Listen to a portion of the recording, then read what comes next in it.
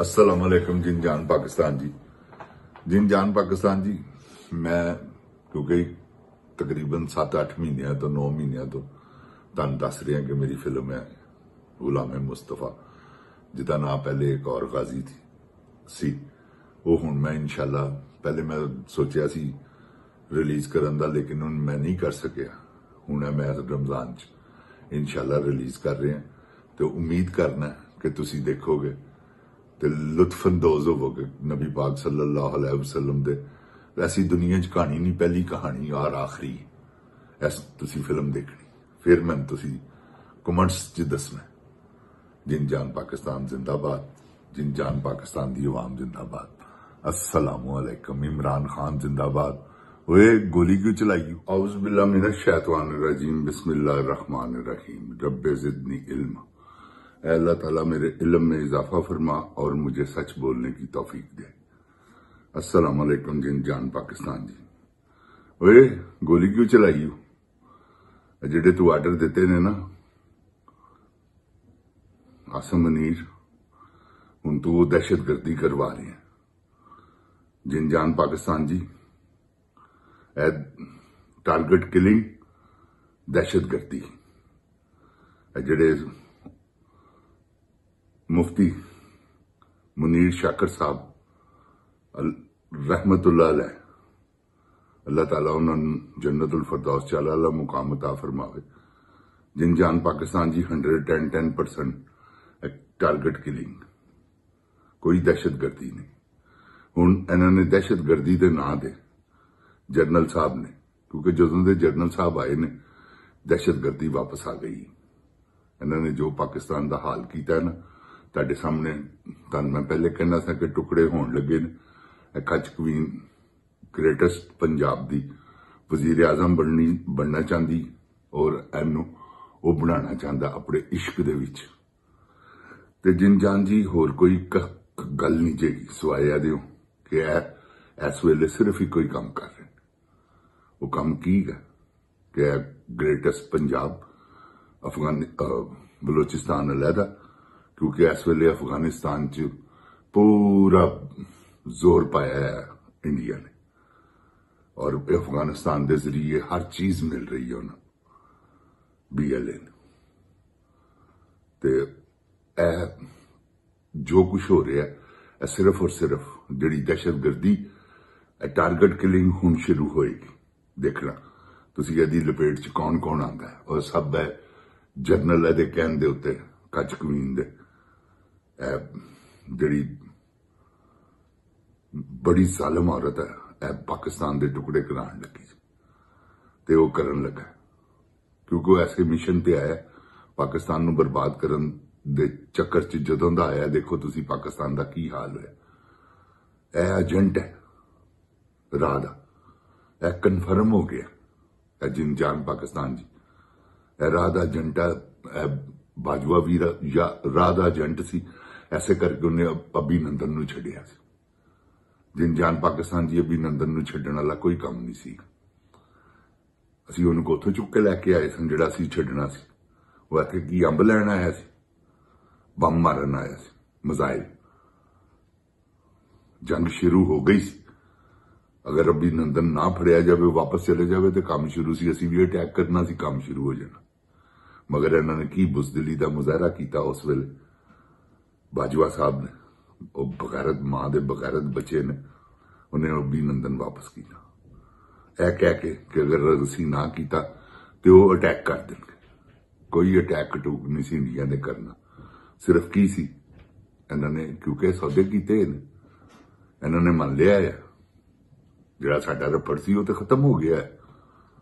होगा सी कश्मीर का, कश्मीर इन्होंने उन्होंने देता है।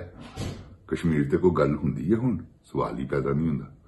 जिन जान पाकिस्तान जी, जबरदस्त किस्म की दहशत गर्दी शुरू होने लगी। टारगेट किलिंग है, दहशत गर्दी नहीं। अगर हुण है तुसी देख लेना, इंशाल्लाह सब तुहाडे सामने आ जाएगा। जिन जान पाकिस्तान जी, अल्लाह ताला सब देख रहे हैं एदे कीते जुल्म। यजीद दी औलाद है, यकीन करो तुसी, हुसैनी वाला सैयद नहीं, यजीदी सैयद है अगर है ते। ਯਜ਼ੀਦ ਵੀ ਤੇ ਆਪਣੇ ਆਪ ਨੂੰ ਸੈਯਦ ਹੀ ਕਹਾਉਂਦੇ ਸਨ ਨਾ, ਤੇ ਇਹ ਸੈਯਦ ਉਹ ਸੈਯਦ ਜਿਹੜਾ ਯਜ਼ੀਦ ਵੱਲੋਂ ਆਇਆ। ਤੇ ਜਿਨ ਜਾਨ ਪਾਕਿਸਤਾਨ ਜੀ ਇਹਦੇ ਕੋਲੋਂ ਬਚਣਾ ਚਾਲ ਹੈ, ਇਹਦਾ ਅਸਤੀਫਾ ਜ਼ਰੂਰੀ ਹੈ। ਅਸਤੀਫਾ ਦਿਓ ਇਹ ਬਦਿਆ ਪੁੱਤਰਾ। ਇਹ ਜਿਹੜਾ ਤੂੰ ਕੰਮ ਪਾ ਰਿਹਾ ਨਾ, ਇਹ ਨਾ ਸਮਝ ਕੇ ਆਵਾਮ ਨੂੰ ਨਹੀਂ ਪਤਾ 25 ਕਰੋੜ ਆਵਾਮ ਬੋਲ ਰਹੀ ਹੈ ਤੇਰੇ ਸਾਹਮਣੇ। ਜਿਨ ਜਾਨ ਪਾਕਿਸਤਾਨ ਜੀ, ਅੱਲਾਹ ਤਾਲਾ ਆਪਣੀ ਹਿਫਜ਼ੋ ਈਮਾਨ ਚ ਰੱਖੇ ਪਾਕਿਸਤਾਨ ਨੂੰ। ਇਹ ਹੁਣ ਬਹੁਤ ਜ਼ਬਰਦਸਤ ਕਿਸਮ ਦਾ ਕੰਮ ਕਰਨ ਲੱਗਾ। ਉਹ ਟਾਰਗੇਟ ਕਿਲਿੰਗ, ਦਹਿਸ਼ਤਗਰਦੀ ਦੀ ਆੜ ਚ ਹੁਣ ਜਿਹੜੇ ਮੁਖਾਲਫੀਨ ਨੇ ਉਹਨਾਂ ਨੂੰ ਇਹ ਟਾਰਗੇਟ ਕਿਲਿੰਗ ਚ ਕਰਨ ਮਾਰਨਗੇ ਤੇ ਦਹਿਸ਼ਤਗਰਦਾਂ ਤੇ ਪਾਣਗੇ। ਹੋਰ ਕੋਈ ਕੰਮ ਨਹੀਂ ਜੇਗਾ। ਇਹ ਕੰਮ ਸ਼ੁਰੂ ਹੋ ਗਿਆ ਔਰ ਇਹ ਬੜਾ ਖਤਰਨਾਕ ਕੰਮ ਹੈ ਪਾਕਿਸਤਾਨ ਨੂੰ, ਕਿਉਂਕਿ ਇਸ ਵੇਲੇ ਤੁਹਾਡੇ ਸਾਹਮਣੇ ਬਲੋਚਿਸਤਾਨ ਵਾਲਿਆਂ ਨੇ ਕੀ ਇਹਨੂੰ ਵਕਤ ਪਾਇਆ। ਜਾਂ ਆਪਣੇ ਪਿਓ ਦਾ ਪੁੱਤਰ ਹਨ ਤੇ ਰੋਕ ਉਹਨਾਂ ਨੂੰ, ਜਿਨ੍ਹਾਂ ਨੇ ਕੱਲ ਫੇਰ ਕੀਤਾ। ਜਿਨ ਜਾਨ ਪਾਕਿਸਤਾਨ ਜੀ, ਹਾਲਾਤ ਬਹੁਤ ਖਰਾਬ ਹੋ ਰਹੇ ਨੇ ਤੇ ਐਜ਼ ਤੋਂ ਬਿਹਤਰ ਹੈਗਾ ਈਦ ਗੁਜ਼ਰਦੀ ਹੈ, ਇਮਰਾਨ ਖਾਨ ਕਾਲ ਦੇਵੇ, ਫੌਰਨ ਬਾਹਰ ਆਓ ਤੇ ਇਹਦਾ ਅਸਤੀਫਾ ਕੀ ਹੈ, ਇਹਦਾ ਤਖਤਾ ਉਲਟਾ ਕੇ ਜਾਓ ਘਰਾਂ 'ਚ। ਔਰ ਕੋਈ ਵੱਡਾ ਮਸਲਾ ਨਹੀਂਗਾ, ਯਾਦ ਰੱਖਣਾ। ਇਹਨੂੰ ਆਪ ਹੀ ਆਰਮੀ ਫੜ ਲਏਗੀ ਕਿ ਤੂੰ ਕੀ ਕਰ ਰਿਹਾ ਬਈ, ਜਿਸ ਲਈ ਆਵਾਮ ਦਾ ਜ਼ੋਰ ਦੇਖਣਗੇ। ਕਿਉਂਕਿ ਇਹਨੇ ਤੇ ਆਪਣੇ ਜ਼ੋਰ ਦਾ ਹੱਥ ਤੇ ਨੇ ਤੁਹਾਨੂੰ ਇਹੋ ਹੀ ਗਏ ਸਨ, ਫਲਾਣੇ ਨੂੰ ਚੁੱਕ ਲਵੋ, ਫਲਾਣੇ ਨੂੰ ਚੁੱਕ ਲਵੋ, ਫਲਾਣੇ ਨੂੰ ਚੁੱਕ ਲਵੋ, ਫਲਾਣੇ ਨੂੰ ਲੈ ਆਵੋ।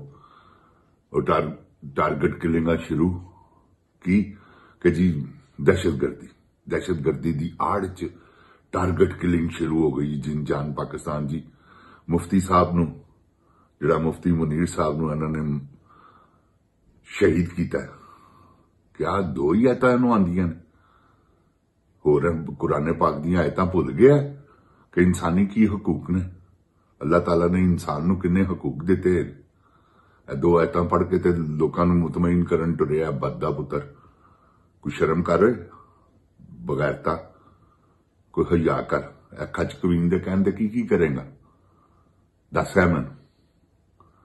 ਇਹ ਹੁਣ ਟਾਰਗੇਟ ਕਿਲਿੰਗ ਜਿਹੜੀ ਤੂੰ ਸ਼ੁਰੂ ਕੀਤੀ ਹੈ, ਜਿਹੜਾ ਮੁਫਤੀ ਸਾਹਿਬ ਨੂੰ ਤੂੰ ਸ਼ਹੀਦ ਕੀਤਾ, ਕਰਵਾਇਆ, ਤੂੰ ਕਰਵਾਇਆ। ਕੋਈ ਦਹਿਸ਼ਤਗਰਦੀ ਨਹੀਂ। ਦਹਿਸ਼ਤਗਰਦਾਂ ਦਾ ਕੀ ਕੰਮ ਹੈਗਾ ਉਲਮਾਵਾਂ ਨੂੰ ਮਾਰਨਾ? ਦਹਿਸ਼ਤਗਰਦ ਮਾਰਨਗੇ ਤੁਹਾਨੂੰ, ਜਿਸ ਤਰ੍ਹਾਂ ਉਹਨਾਂ ਨੇ ਮਾਰਿਆ। ਇਹ ਦਹਿਸ਼ਤਗਰਦੀ ਜੀ, ਜਿਸ ਤਰ੍ਹਾਂ ਉਹਨਾਂ ਨੇ ਟ੍ਰੇਨ ਅਗਵਾ ਕੀਤੀ ਹੈ, ਤੁਹਾਡੇ 185 ਫੌਜੀ ਉਹਨਾਂ ਨੇ ਫੜੇ ਨੇ। ਛੁਡਾ ਆਪਣੇ ਜਾ ਕੇ, ਜੇ ਤੂੰ ਆਪਣੇ ਪਿਓ ਦਾ ਪੁੱਤਰ ਹੈ ਤੇ ਬੱਦਿਆ ਪੁੱਤਰਾ, ਜਾ ਕੇ ਛੁਡਾ ਉਹਨਾਂ ਨੂੰ, ਫਿਰ ਦੇਖਨੇ ਆ ਕਿ ਹਾਂ ਬਈ ਤੂੰ ਬੜੀ ਪਾਵਰ ਦਾ ਮਾਲਕ ਹੈ। ਬਲੋਚਿਸਤਾਨ ਵਾਲਿਆਂ ਦਾ ਹੱਕ ਉਹਨਾਂ ਨੂੰ ਦੇ। ਇਹ ਤੈਨੂੰ ਮੈਂ ਦੱਸਦੇ ਹਾਂ, ਦਹਿਸ਼ਤਗਰਦੀ ਉੱਥੇ ਹੋ ਰਹੀ ਹੈ।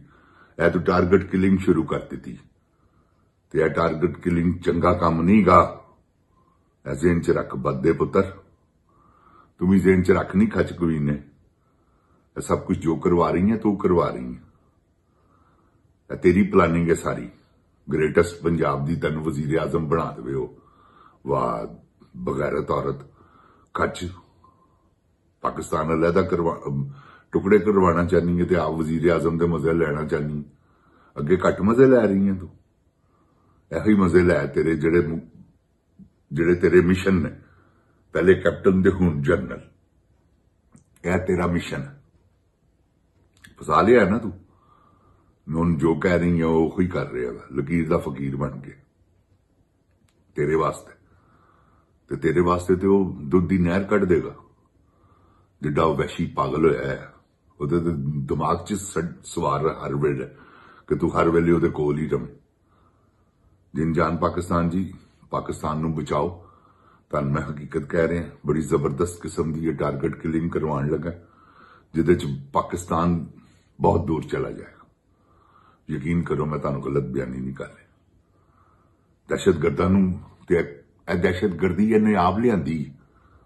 ਦਹਿਸ਼ਤਗਰਦੀ ਤੇ ਕੋਈ ਚੱਕਰ ਹੀ ਨਹੀਂ ਸੀਗਾ। ਬਾਜਵਾ ਲੈ ਕੇ ਆਇਆ, ਬਾਜਵਾ ਗਿਆ ਤੇ ਸਪੁਰਦ ਕਰ ਗਿਆ।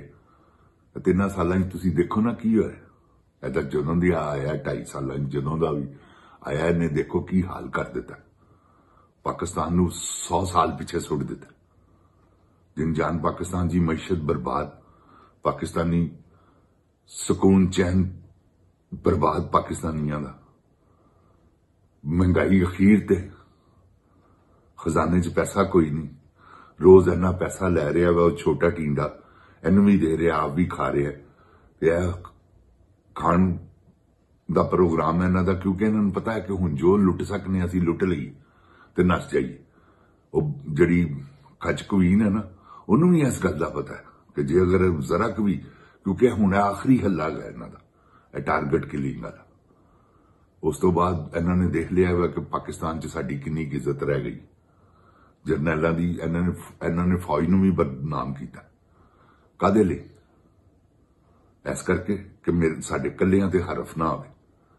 ਫੌਜ ਨੂੰ ਇਸਤੇਮਾਲ ਕਰ ਰਹੇ ਨੇ ਨਜਾਇਜ਼, ਵਿਚਾਰੇ ਸ਼ਹੀਦ ਹੋ ਰਹੇ ਨੇ ਬਿਲਾ ਵਜ੍ਹਾ। ਉਸ ਬੈਠ ਕੇ ਉਹਨਾਂ ਨਾਲ ਟੇਬਲ ਤੇ ਗੱਲ ਕਰ, ਬਗੈਰਤ ਦਿਆ ਪੁੱਤਰਾ, ਨਹੀਂ ਤੈਨੂੰ ਕਰਨੀ ਆਂਦੀ ਤੇ ਉਹਨੂੰ ਬਾਹਰ ਕੱਢ। ਜਿਹਨੂੰ ਅੰਦਰ ਰੱਖਿਆ ਹੀ ਆਪਣੇ ਭਣਵਈਏ ਨੂੰ, ਉਹਨੂੰ ਬਾਹਰ ਕੱਢ। ਬਗੈਰਤ ਦਿਆ ਪੁੱਤਰਾ, ਦੇਖ ਸਾਰਾ ਕੁਝ ਠੀਕ ਹੁੰਦਾ ਕਿ ਨਹੀਂ। ਸਿਰਫ ਜਿੰਜਾਨ ਪਾਕਿਸਤਾਨ ਜੀ ਕੈਦੀ 804 ਹੀ ਗਜ ਜਿਹੜਾ ਪਾਕਿਸਤਾਨ ਦਾ ਇਸ ਵੇਲੇ ਡਿਫੈਂਸ ਕਰ ਸਕਦਾ, ਹੋਰ ਕੋਈ ਨਹੀਂ। ਤੇ ਉਹਨੂੰ ਬਾਹਰ ਲਿਆਓ। ਇਹ ਮੈਂ ਤੁਹਾਨੂੰ ਦੱਸਾਂ, ਮਤ ਇੰਤਜ਼ਾਰ ਕਰੋ ਕਿ ਇਹ ਜਿਹੜੇ ਉਹਦੇ ਲੀਡਰ ਨੇ, ਜਿਹੜੇ ਅੱਗੇ ਲੱਗੇ ਨੇ, ਸਭ ਕੰਪਰੋਮਾਈਜ਼ਡ ਨੇ। ਇਹਨਾਂ 'ਚ ਕਿਸੇ ਤੇ ਇਤਬਾਰ ਨਹੀਂ ਕਰਨਾ। ਇਮਰਾਨ ਖਾਨ ਦੀ ਗੱਲ ਸੁਣੋ, ਉਹ ਕੀ ਕਹਿੰਦਾ, ਉਹਨੂੰ ਫਾਲੋ ਕਰਨਾ ਜੀ।